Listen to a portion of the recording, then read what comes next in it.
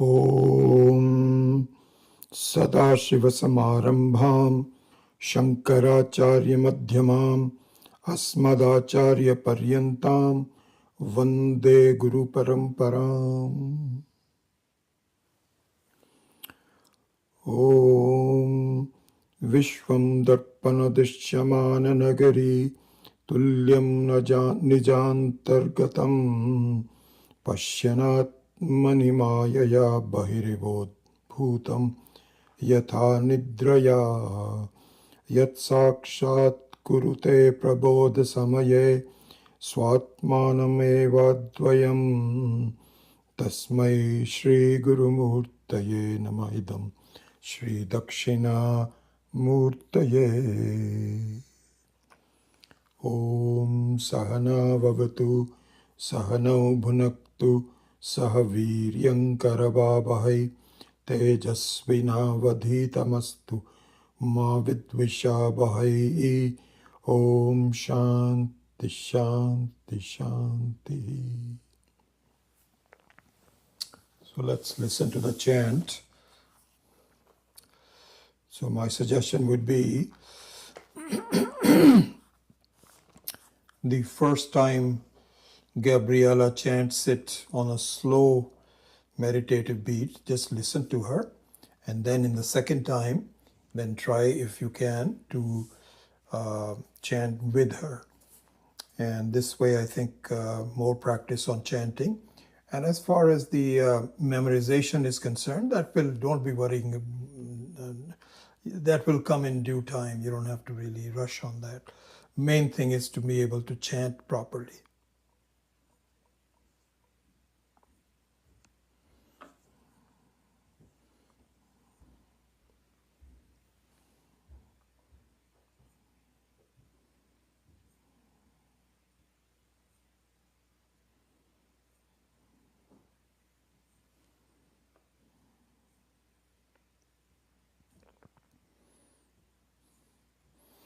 I have a new phone and it's giving me some issues with Spotify.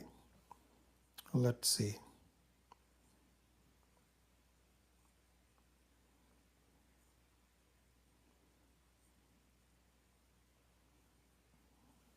There we go.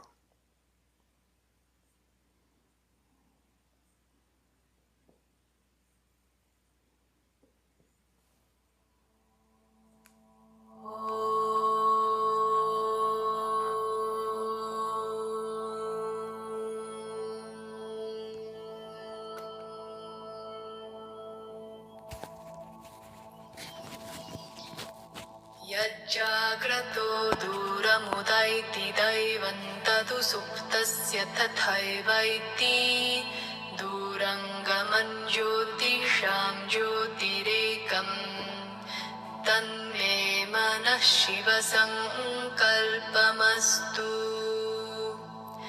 येन कर्माण्यपसो मनीषिणो यज्ञे कृण्वन्ति विदधेषु धीराः यदपूर्वं यक्षमन्तः प्रजानाम् तन्मे मनः शिवसङ्कल्पमस्तु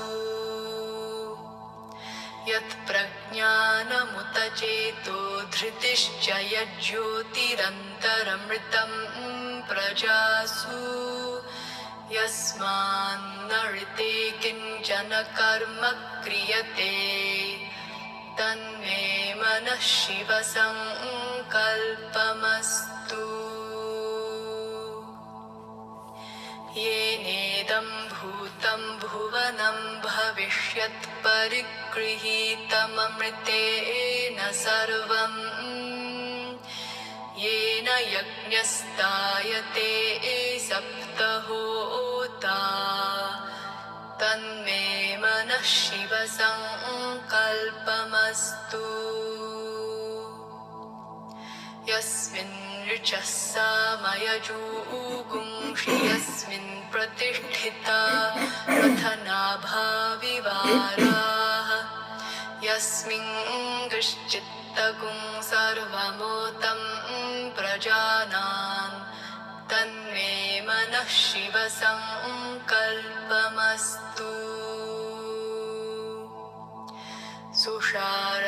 सुषारथिरश्वानि वयन्मनुष्यान्नेमीयतेभिषुभिर्वाजिन इव हृत्प्रतिष्ठं यदजिरञ्जविष्ठम् तन्मे मनः शिव सङ्कल्पमस्तु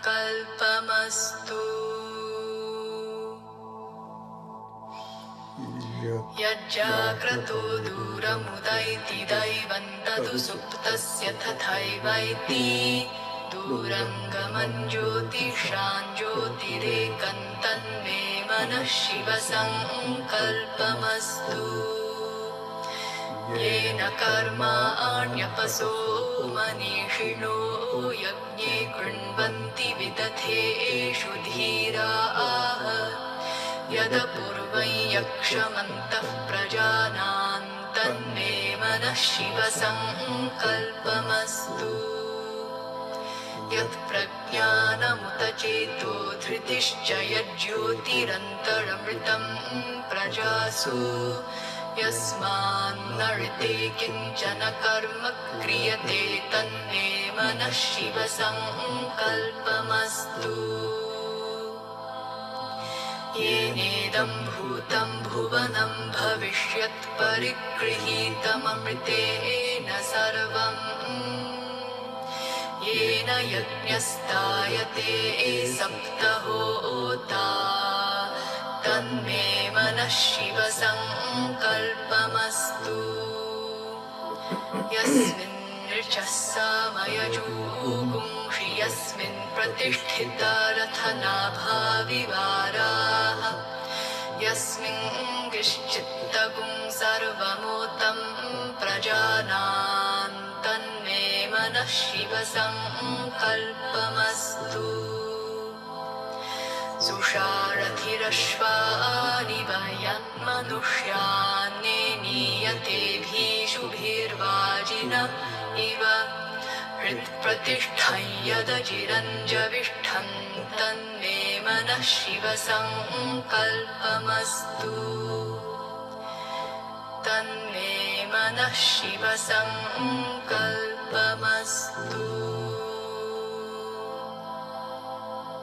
तन्मे मनः शिव सङ्कल्पमस्तु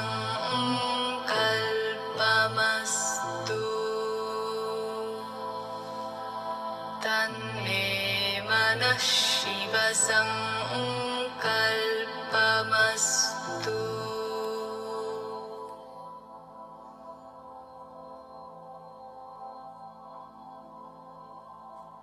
य इदगुं Shiv सङ्कल्पगुं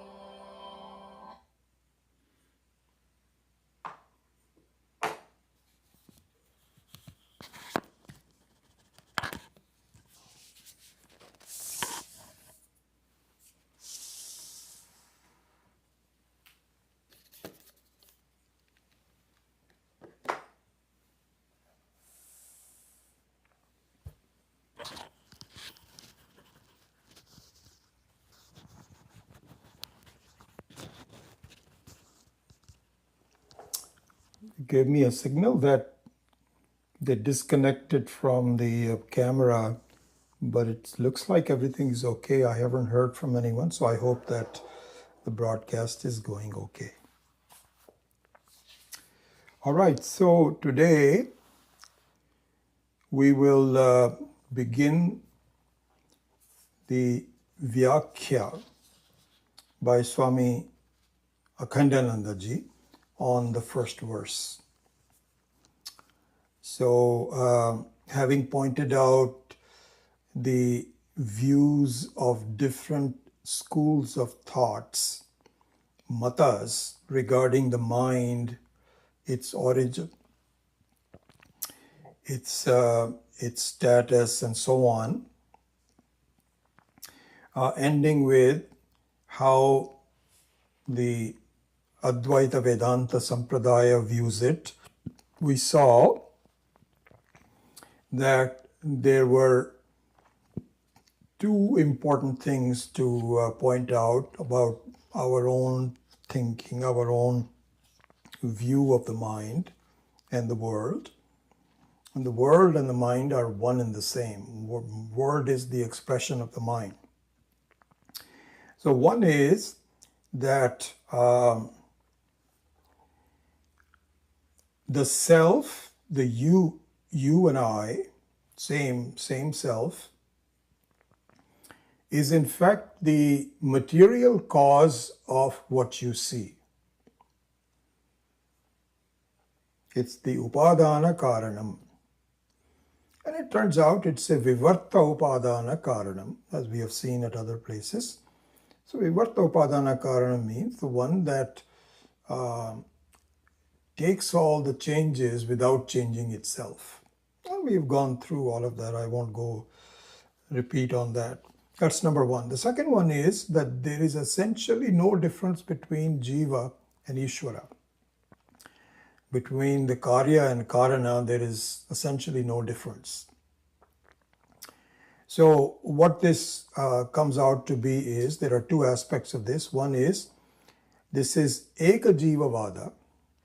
There's only a single person, which is the conscious entity. There's only one consciousness. You cannot have multiple consciousnesses. Consciousness can never be an object. It cannot be objectified. It can only see. It cannot be seen. And because Ishvara also sees, creates, you and I also see and create. So therefore, the source of the consciousness, the jnanam, as we have talked about, is the same. Eka Jiva Vada. The second one is that if I am the upadana karanam of the whole Srishti, then my view of the world is drishti srishti. As I see it, it becomes. This is an amazing fact, and it takes sticking with it for a while to sort of accept it, even because it seems contrary to our experiences. We've talked about this more on the Saturday morning class, and I will leave the details to there. Anyway, I just wanted to give you the context from the previous class. Now, let us begin to analyze the contents of verse number 1. Okay? And that is the one that we just chanted. And Yad Jagrato Duraiti. So that one, the first one. So let's start with that. Okay. So what we will do is to analyze each word that has been carefully given by the Shastra, Sampradaya, and then we will put it all together in a sentence meaning. So let's look at the constituents of the verse of the first mantra. And here it's an important thing to do. The mantra means mananat trayate iti mantra. This is the definition of mantra, which means mananat trayate. Trayate means the one that protects you, that keeps you together, that makes you progress towards your own good. That's what protection means. It doesn't allow you to fall apart. It keeps you together. And how does it keep you together? Mananat. So here Swami Akhandananda and other acharyas also have pointed out, since I'm just reading his book, so that's what I'm quoting him. Excuse me.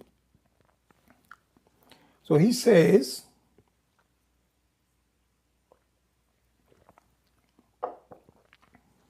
that by casually chanting a verse without understanding it does not allow the mantra to protect you. It kind of gives a little bit of a protection, but not much. It is only when it reveals its protection to you if you think about it. Because really our life is all about how we think. And if we think properly, which we are going to do, we are looking into that in more detail today. If you think properly, then it protects you. If you don't think properly, then it does not reveal its protection. So Mananat Trayate alone is the meaning of mantras. So with that in mind, let us understand what the mantra is saying. The first verse is Shiva, because that is the main objective of these 6 verses, Shiva. What is the meaning of Shiva? So in our Shastra, the word Shiva has 3 meanings, 3 aspects. All 3 of them are true. The first one is Kalyana Karanam. Shiva means the one that blesses me, that really protects me, that blesses me, and gives me a sense of satisfaction and progress, togetherness, peace, happiness, whatever you may call it, Kalyanam. So this is the first meaning of the word Shiva. The second aspect of Shiva is Dharma. Dharma means what the human conduct and thoughts ought to be, as opposed to adharma, because both are possible. You can do things that are inimical to you and really takes you backwards and ultimately is not good. Or you can follow the dharma, and we'll talk about all of this. I'm just giving you the overall sense. So first of all is Kalyanam. The second is Dharma. The third one is Paramatma, Atma. That is the meaning of Shiva. So here in the 7th verse of the Mandukya Upanishad, this makes it very clear. He says, Shivam Chaturtham Manyante Sa Atma Sa Vijñeya. So when describing Nantah Pragyana, Bahish Pragya, Na Pragyana, Apragya, etc., the very important 7th verse, which we will come to our Saturday class, in the Saturday class. It ends, the 7th verse ends with Shivam Chaturtham Manyante. So the one which is the Turiya, the 4th one, which is the common between all 3 of them, is the Atma, Paramatma, Jivatma, same Atma. Savijñeya. This needs to be understood. So the third meaning of Shiva is Paramatma. First one is Kalyanam, second one is Dharma, and the third one is Atma. So that is the meaning of the word Shiva. So let us let it sit aside for a minute. Now let's go to the word Sankalpa. So what is Sankalpa? Sankalpa means Samyak Kalpa. Kalpa means to desire, to think about. So this is Kalpa, Kalpana. So when we think about something, whether it is casual or deep or something is a separate matter, but any kind of a thinking is Kalpana, Kalpa.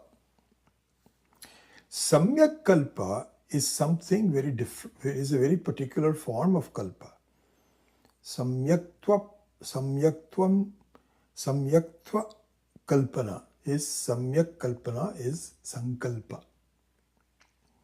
So the Kalpana thoughts is the mother of desire. This is how desire comes about. Like, supposing you are a single person. You haven't really gotten engaged to anybody. You're not married to anyone, because there the status is completely different. So when you are a single person and you are an adult, early 20s or something, I don't know. These days it's later and later. So you start to meet other people, other women, or if you're a woman, then a man. And then you kind of think about that person. Something attracts that person to you. So you start thinking about it. And this is where if you start thinking more and more about certain people that you're attracted to, then you have a desire to establish some kind of a relationship with that person.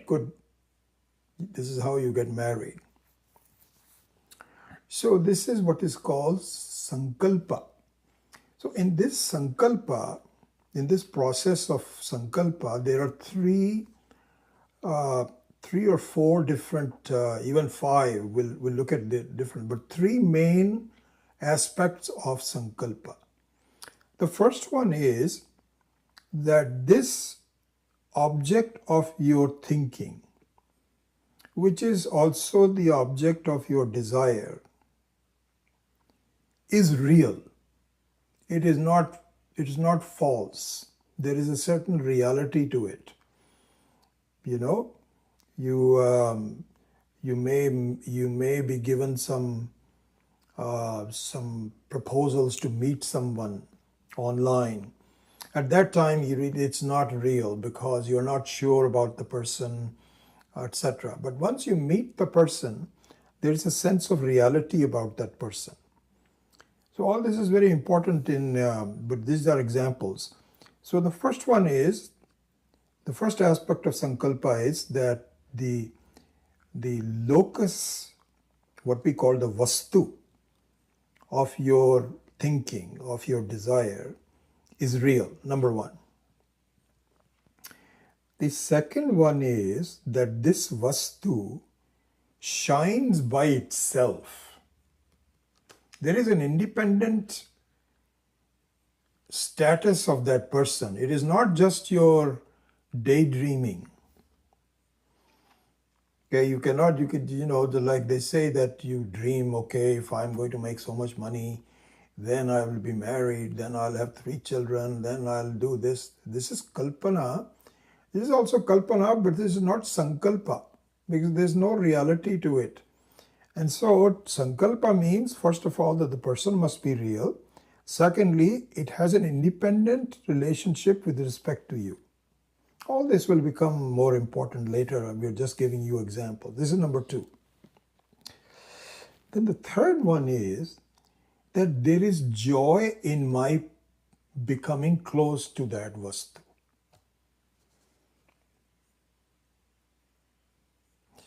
And so this is the third one. And the fourth one is, it culminates in the fourth one. These 3 are the more important ones.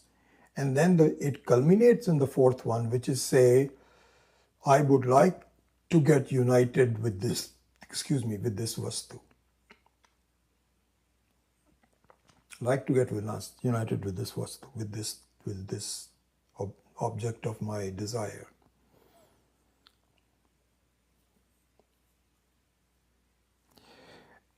And in fact, Swamiji has said, I may have neglected to add. Number 4 is, this vastu can be mine. I have a possibility of uniting. Because supposing you have some Bollywood actress or Hollywood actress or someone, I don't know, actor. The word actress has actually gone. Now it's actor for both male and female. But supposing you have some, my gosh, I would like to meet that person and perhaps even get to know that person. but it is not a possibility. Where is, how is that going to happen? And so that is not there's not an object of Sankalpa. But if it can be yours, it's possible that you can meet that person or to possess something, then it qualifies as a Sankalpa. Then the fifth one is you have a possibility of meeting and becoming one with it. And this is not just for persons. Could be even for a Rasagulla. So Rasagulla or some ice cream or something like this has the same thing. First of all, you will see that the Rasagulla is real, ice cream is real, number one. And the second one is that it has certain qualities that are independent to it, which is called Vishesha Guna. So everybody has Samanya Guna. Samanya Guna means it's common quality. Samanya Guna means that the thing is a Samanya Guna. But if it has a special quality, Rasagulla is very sweet and very well done. Ice cream is very sweet and very tasty, cold. It has a special quality of by itself. So for example here, just your tongue, the tasting instrument, does not have that guna. It is only a carrier of the guna. But Rasagulla or ice cream has a quality of independently making something happy for you, making happiness for you. So that's number two. That's the special quality. The third one is that expectation of joy, that I will actually be happy if I acquire it. And it is possible for me to acquire it.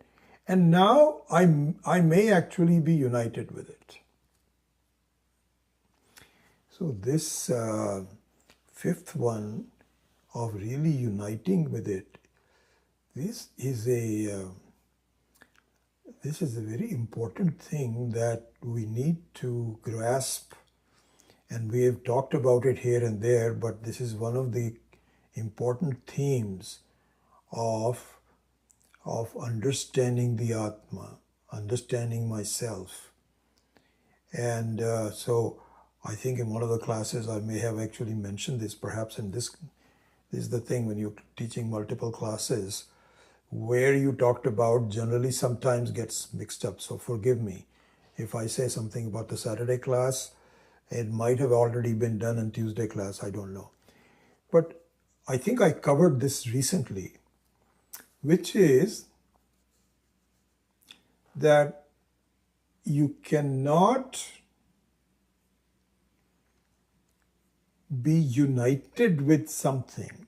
You cannot enjoy the experiencing something unless you make it part of your aparoksha anubhuti.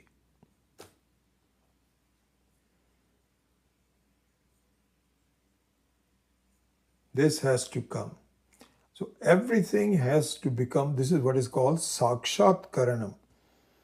Or sakshat aparokshat brahma. So these are very important methods of understanding why is it that I don't see myself as clearly as I should. That sakshat, aparokshat, that's anubhuti is not yet there, but it will be. So it isn't until you know something you can really, like for example, ananda. Let's take ananda. Ananda means the joy. Now, this is something we're going to spend more time on even sometimes even today, but much more as we expand on the nature of ananda. So ananda, one of the things with respect to this point, that it must be united with me. Ananda, if it is not experienced, it is not meaningful to me. If you just say joy, it was a very joyful, you can say, we often say that, If somebody says, I just came back from a wonderful trip to some place. And you can say, oh, that must have been fun. Very common thing. Oh, that must have been fun. You must be happy. And the other person says, oh, that was so wonderful. So this is not aparoksha anubhuti for you. This is a paroksha anubhuti. You kind of have a vague idea. You've heard the word joy. You've understood that if you go to a particular place, Machu Picchu or Machu Picchu or something, then it is very joyful. You've heard that, but you've never been there. And so the joy of visiting only comes in when you have a sakshat karanam. You know something. So then just understanding Ananda as a different object doesn't do anything. So this is the thing that this is what we also studied in Panchadashi or even some of the Upanishad, Taittiriya Upanishad, where we said, Priyam, Moda, Pramoda. Remember we saw the example of your daughter coming back from some European country, and then suddenly then you see your daughter coming in the airport. This gives you certain joy. But it isn't until she clears custom and you give her a big hug, that is pramoda. So that it is sakshat karanam. That's the joy. So in this context of sankalpa, this is the fifth step, that it must be sakshat karanam. So that becomes truly now, sankalpa is now over. Okay. So let's go forward.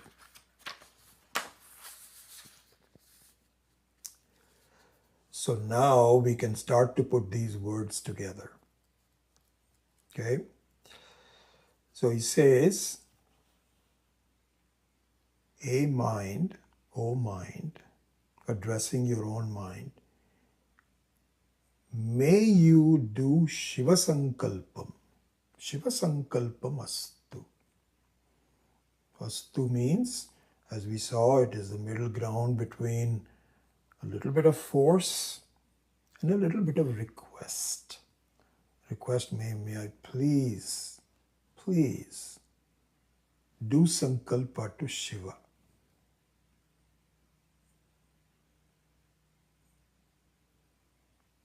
Okay, so now let us look at different aspects of doing Shiva Sankalpa based on the three meanings of Shiva, which is, as you know, Kalyanam, Dharma, and Atma. So he says, O mind, please do Samyak Kalpana towards Shiva. Okay, the mind says, all right, I'm listening to you. What do you want me to do? Now you understand that Shiva has different aspects. First of all, let's take dharma. So the Kalyanam is understood. Not completely understood, but we know from Shastra that doing Shiva Sankalpa gives you Kalyanam. So we can talk more about it, but let's now focus on the other two, which is Dharma and Atma. So what does it mean is that a mind, please be focused on Dharma aspect of Shiva, not Adharma aspect of Shiva. Why? Because Dharma means what? Dharma means doing the right thing, listening to our conscience, not setting it aside, making sure that I am doing real things. I am not lying. I am telling the truth. all those kinds of things. These are all enclosed in the dharma. We know what dharma is, adharma versus dharma.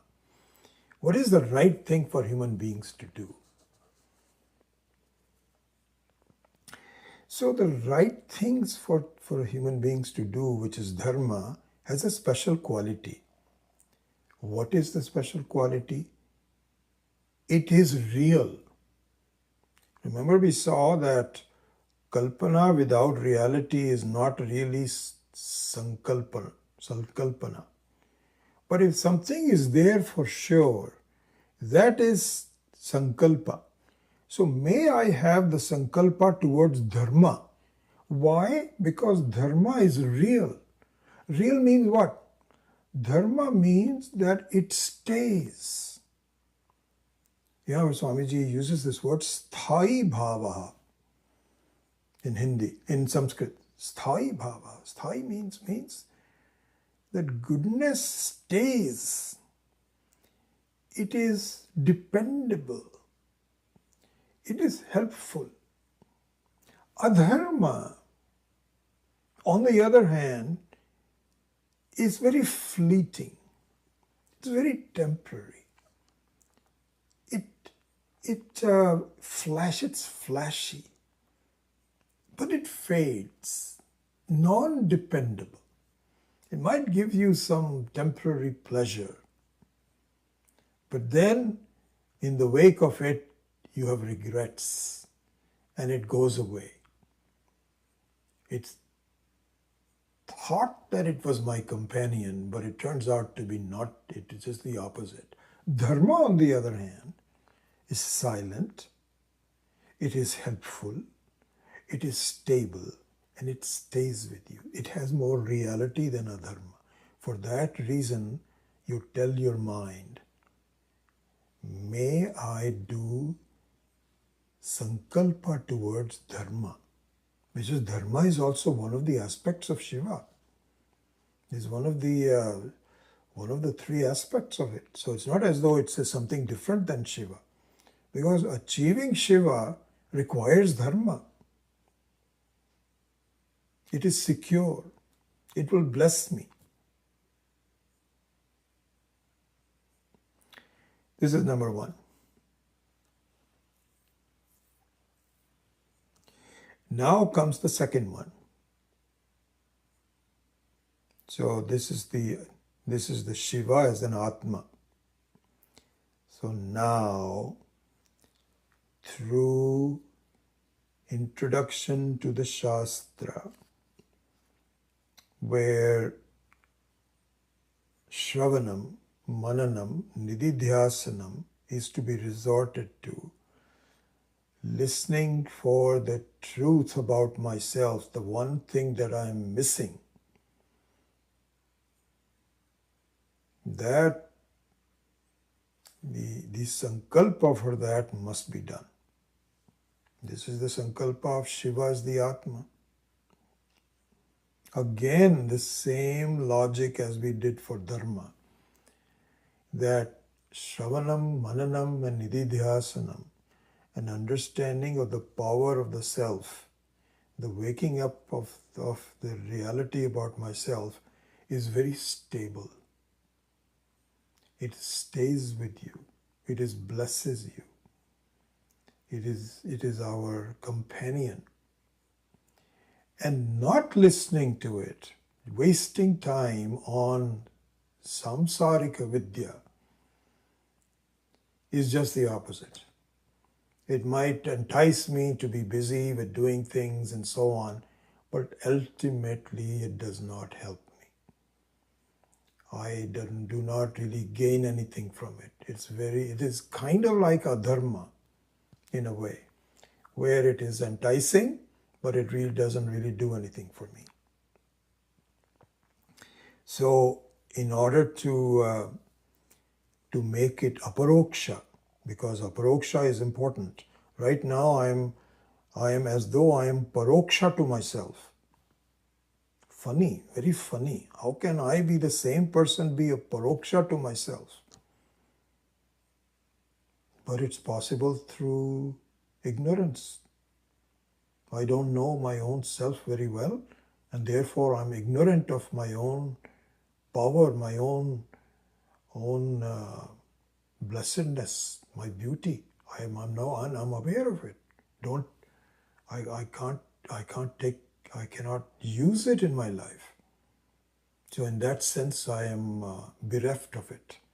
It is paroksha, not aparoksha. So here also it means that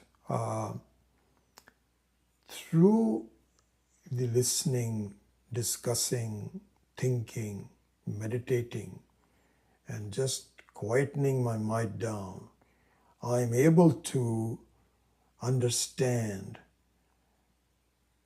the Atma. So here again, addressing my mind, oh mind, please do this. I know you have a habit of moving around, and to a certain extent you need to do that because I am a human being. I have to survive, I have to eat, I have to protect myself, I have to earn money. All of that is, we know that. But whenever you have a chance, please get back to the mainstream of what I need to do. So this is the Sankalpa of the Shiva from an Atma standpoint.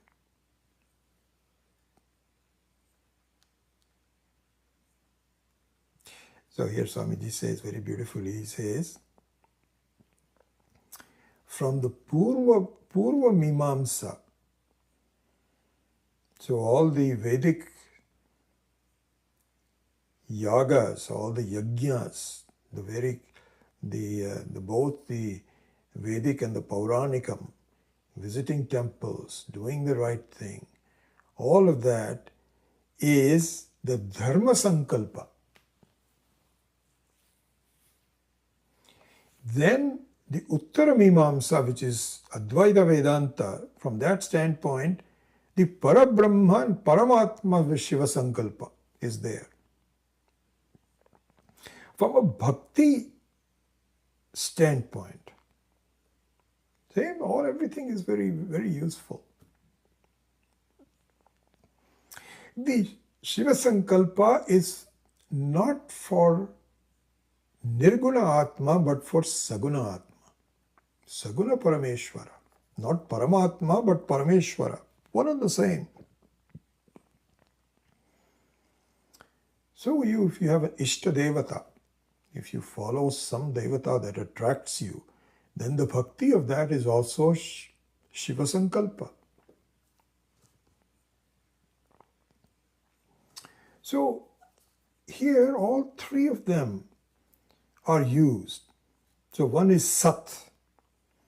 So the Pradhanata, the main element of Satta is Dharma Sankalpa.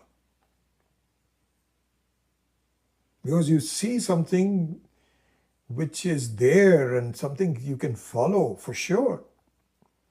Then from Chit Swarupa, Pradhanata, Ishvara Sankalpa. From an Ananda's Pradhanata, you have to analyze what is the real source of Ananda. We go into false sources of Ananda, which is very temporary. It's like you flickering light, you follow it and you find, no, the light is not really there, it is something else. And so from an Ananda standpoint, the Sankalpa for finding the real Premaspadam, which is your own self, which is the very source of your Ananda, you are not acquainted with it, is the Ananda Pradhanata. And then the Advitiyata means that the outside and the inside is the same, is the Ajnana Nirupanam. Anyway, I'm going into more details. Let me not go in. I'm just giving you a lot of... So the Advaitam means that the Ananda Swarupa of Ishvara And the Ananda Swarupa of the self is one and the same. That's what I wanted to say. All right. So now let's put the whole verse together. Yat jagrato duram udaiti nit. All of that. So here Swami Akhandananda says that there are 6 qualities of the mind that we should recognize. 6 qualities. Because the mind is, as we have said before, is the most important instrument that I have at my disposal. But I must learn how to use it. If I don't, then I either don't use it or misuse it. And so the more we understand how the mind works, and then how I can mold it for my own good, is the subject of these verses. And so here, in understanding the mind, he says there are 6 things that we should be aware of. So let us look at that. And with that, I think we can close this class. Number 1. Yat jagrato duram udaiti. As soon as I wake up from my sleep, my mind as though goes away from me. How? Because as soon as you wake up, for just a few seconds, really, not even a minute, you are just close to who you are. I am conscious. That's it. And Ananda. I'm very happy. Unless you've had a bad night or something, you wake up with some disturbed thinking, which can happen. But in generally speaking, from when you wake up in the morning, you have a feeling of Ananda. You are alive, you are awake, you are, and you are conscious. That's all. Then the mind comes into the picture. This is where your mind starts to go away from you. What room am I in? What house am I in? Starts to think about the house. What day is it today? Start to think about the day of the week. What time is it? Oh my gosh, I'm getting late. Office. Start thinking about office. Oh, I have to pick up that person. You start about tasks away from you. And then what happens, people, wake up with news and you look at the conflicts in the world, takes you away from you, that goes away from you. And your thoughts are now not with yourself, but with the world around you. So this is the meaning of duram udaiti. Duram udaiti means takes you far. Far meaning not in miles, but away from you. Yat jagrato duram udaiti daivam. So this is the first of the 6 qualities of the mind. And what is that? That as soon as you wake up, it goes away, takes you away from yourself. Your attention, your focus, your involvement and so on is nothing to do with you as the Atma, but you as a human being that is now active. Takes you away. That's the meaning of the first one.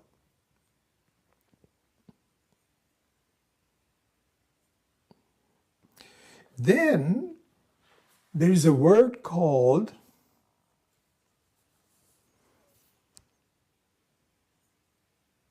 Well, no. Let's look at this. So now, let's look at the opposite one. Yad jagrato duram udaiti daivam.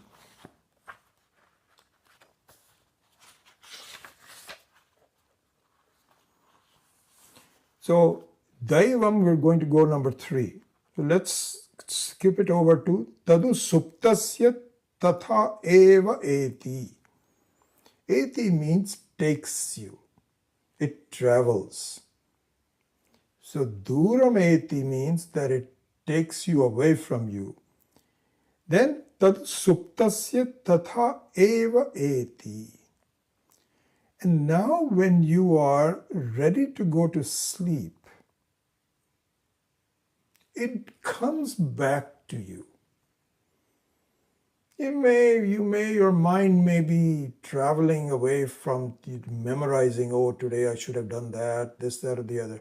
Slowly, slowly, slowly, your sleep engulfs you and your mind comes back to you.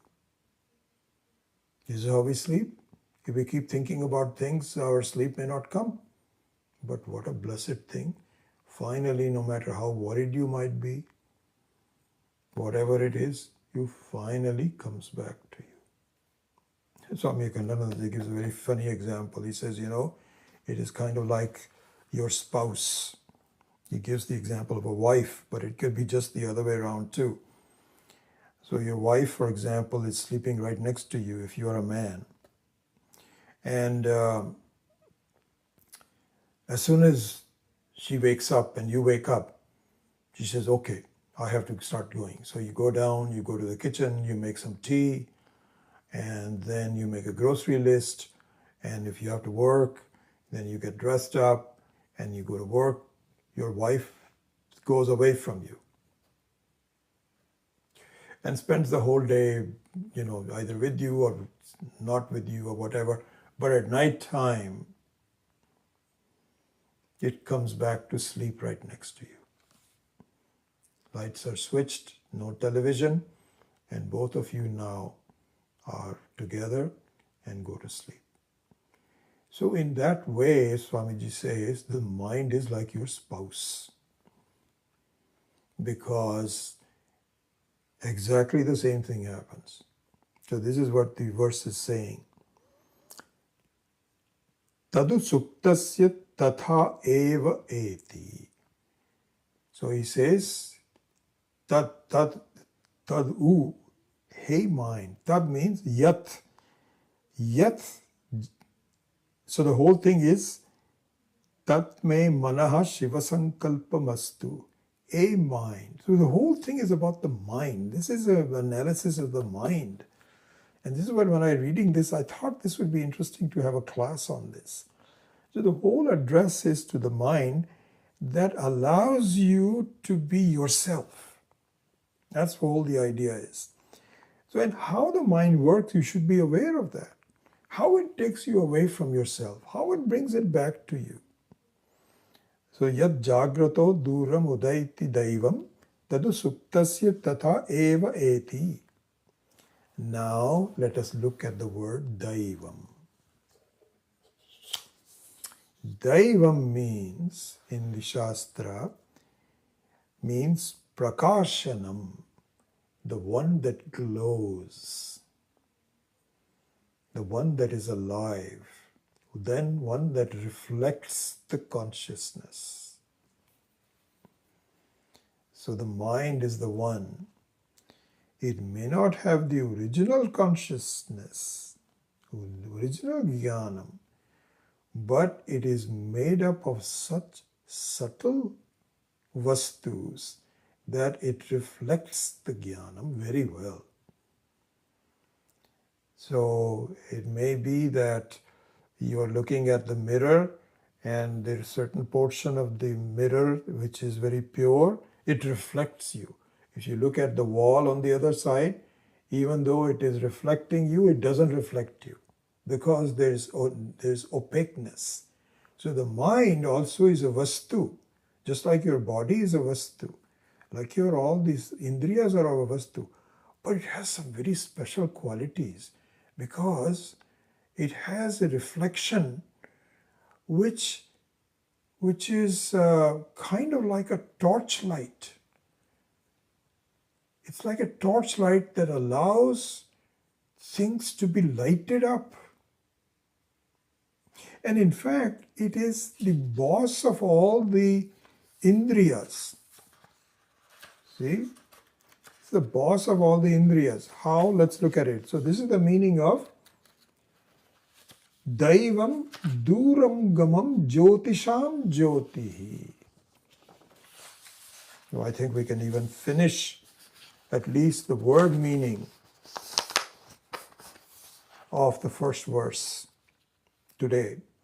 And then we will go into some more detailed commentary about how the mind operates. That will go later on. The first verse, as I told you, I think earlier, is the majority of the 6. This is the most important verse about the mind.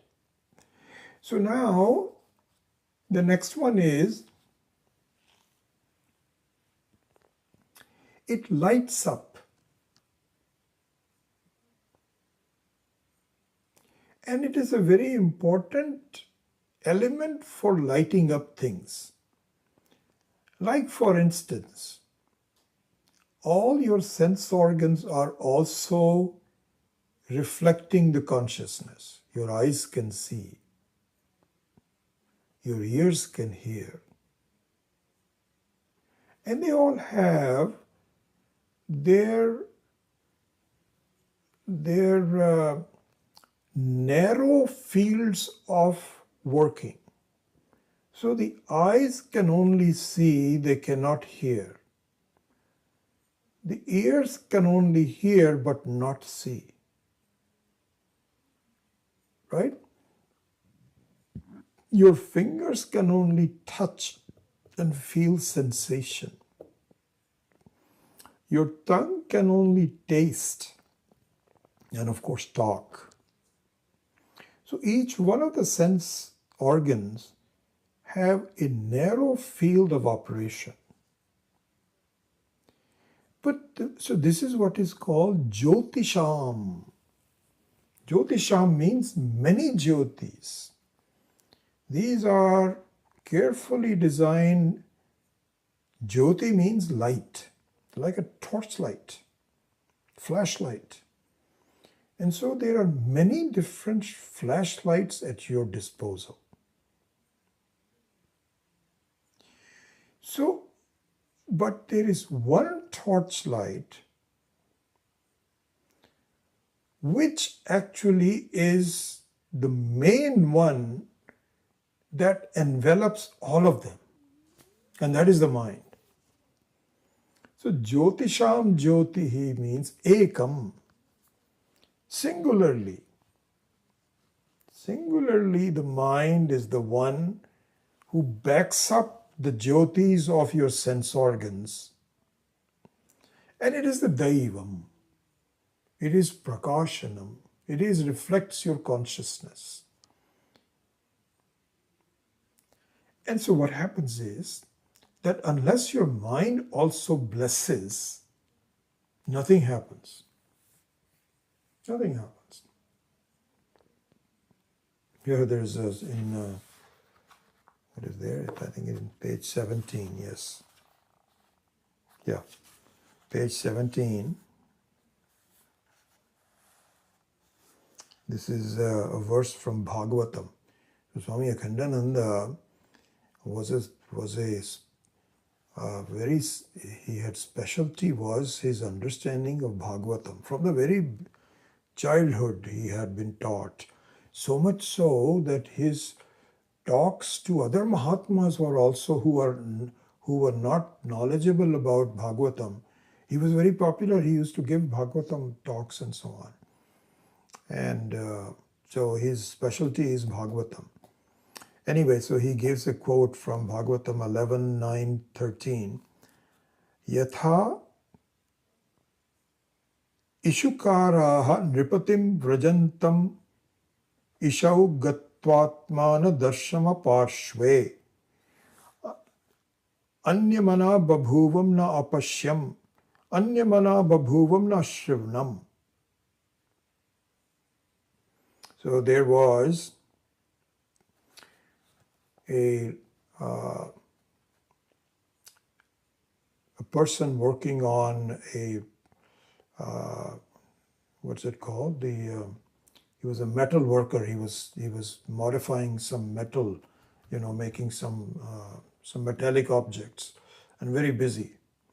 And so then there was a king's procession that was following him,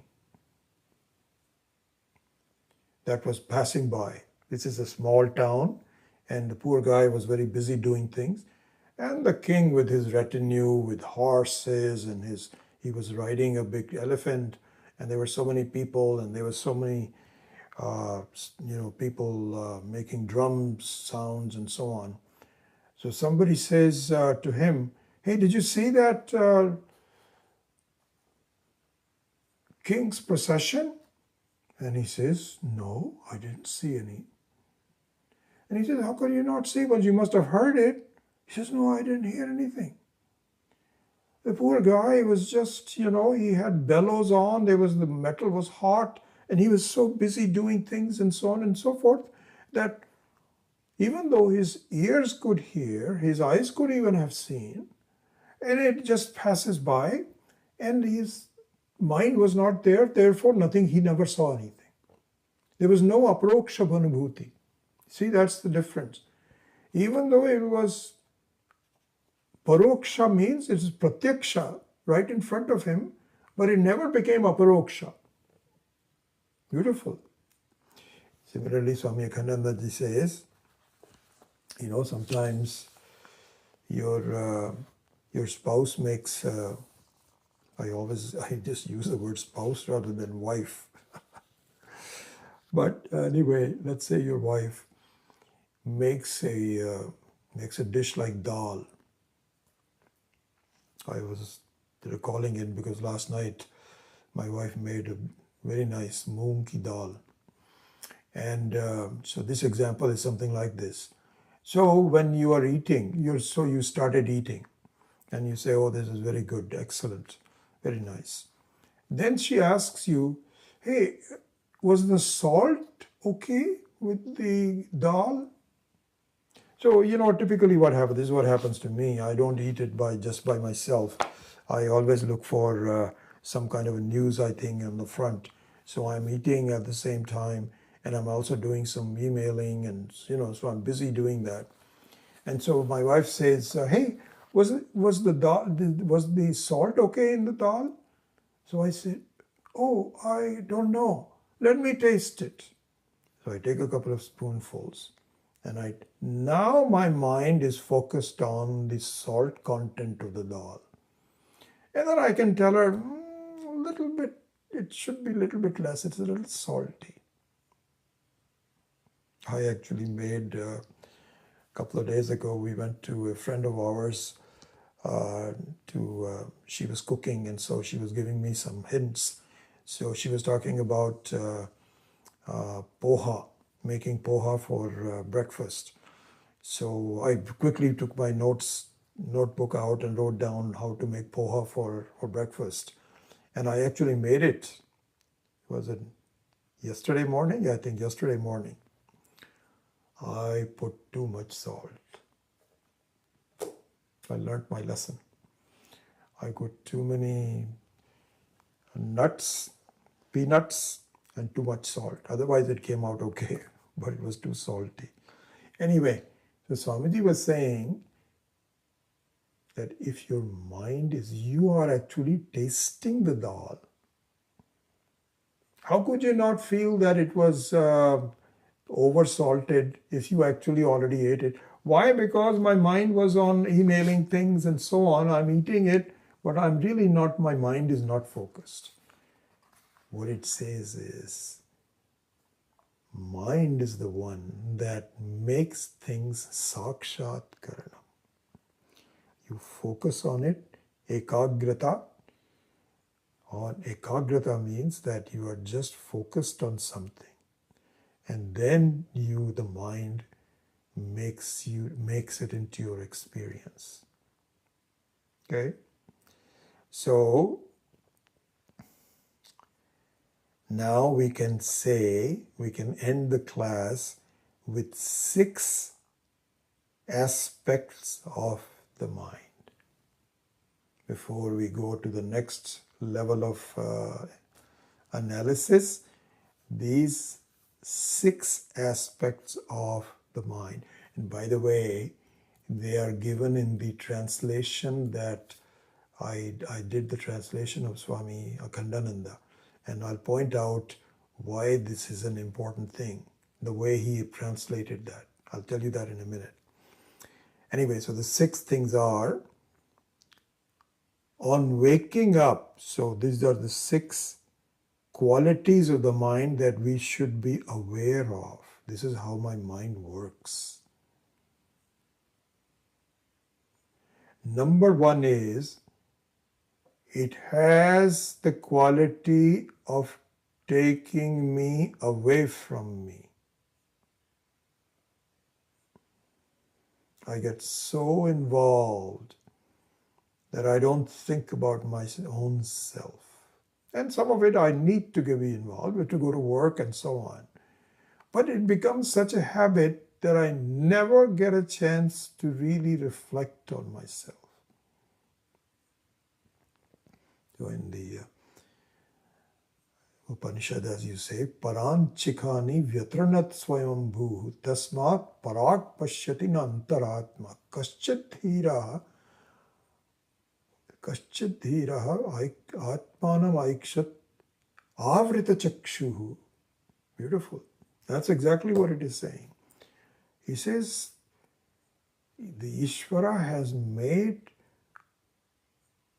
Vyatranat Swayambhu as though it has destroyed the Swayambhu, because the moment you wake up, you become externalized. Paran Chikhani. Chikhani here means all the sense organs and the mind here. Paran Chikhani. It becomes away from you. Vyatranat Swayambhu. Some dhiraha who does the sankalpa towards the Shiva is able to bring it back. Anyway, that's a separate thing. I mean, not separate, but it's a more detailed one. So the first quality is, on waking up takes you away. Then the second quality is that it lights up things, as we saw. You see, you hear, you touch. The mind has to be there. Without the blessing of the mind, the sakshat karanam doesn't occur. So this is quality number 2. The third one is, and this is what it takes a Mahatma to say that, it lights up the Paramatma also. Lights up the Paramatma also. So that means that you have all of that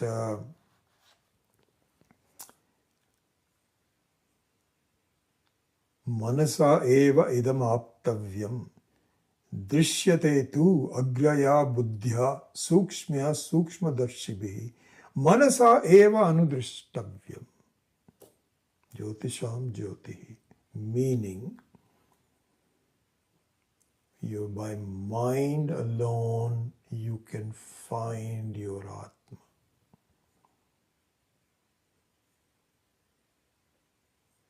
So that is a quality number 3, perhaps the most important quality. That is your ticket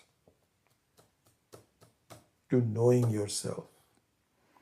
Then how do they say that the mind cannot, it is not a subject of the mind?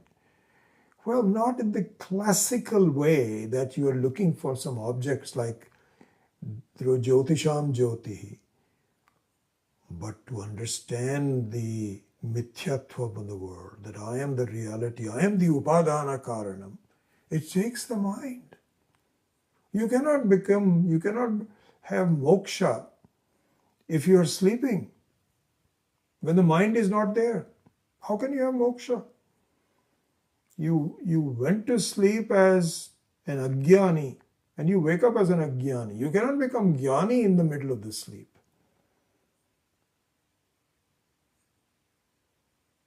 There's so much to discuss that, because there are some people who say, well, you cannot become Jivan Mukta while you're alive. You have to die Videha Mukti alone.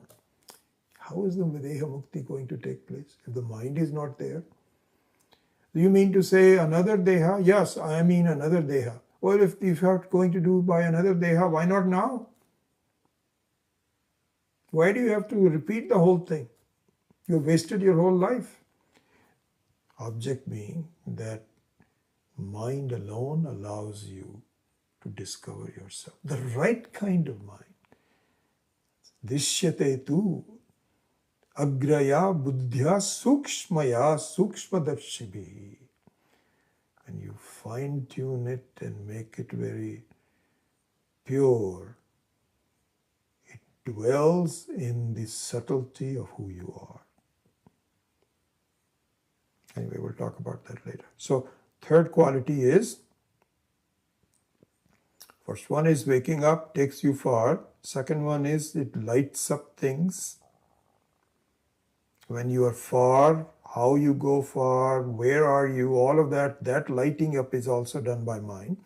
The third one is it lights up the Paramatma.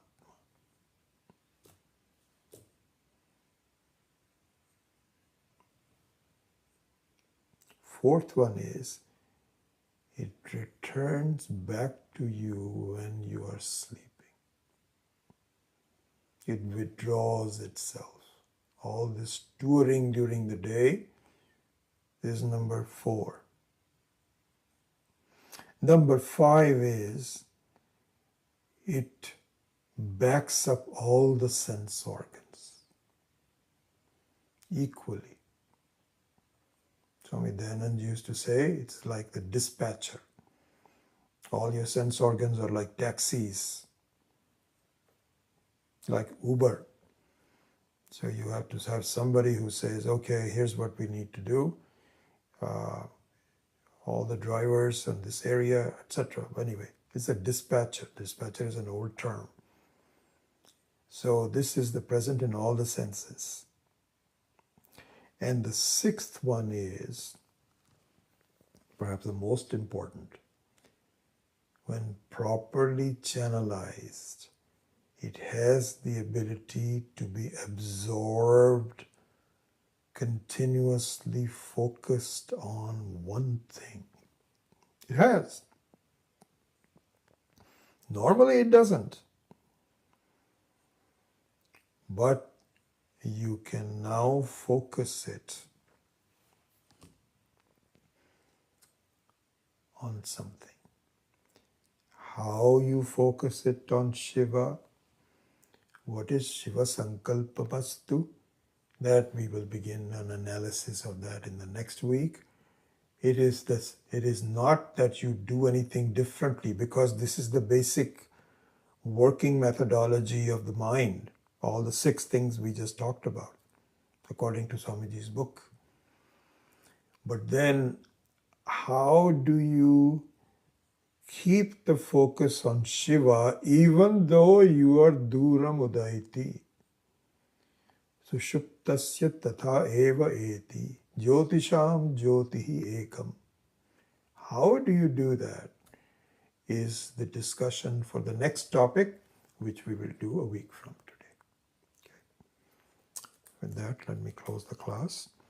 Om Asatoma Satgamaya Tamasoma Jyotirgamaya Mrityorma Amritam Gamaya.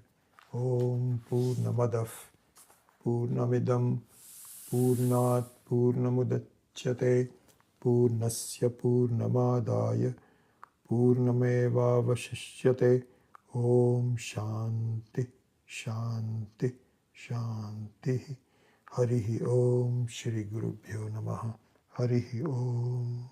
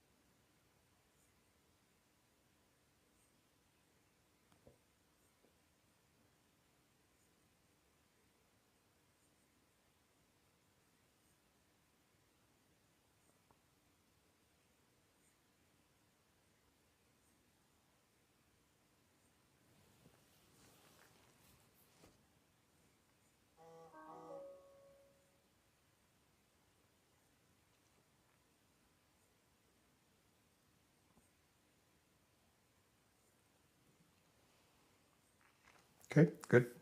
Happy that you are here.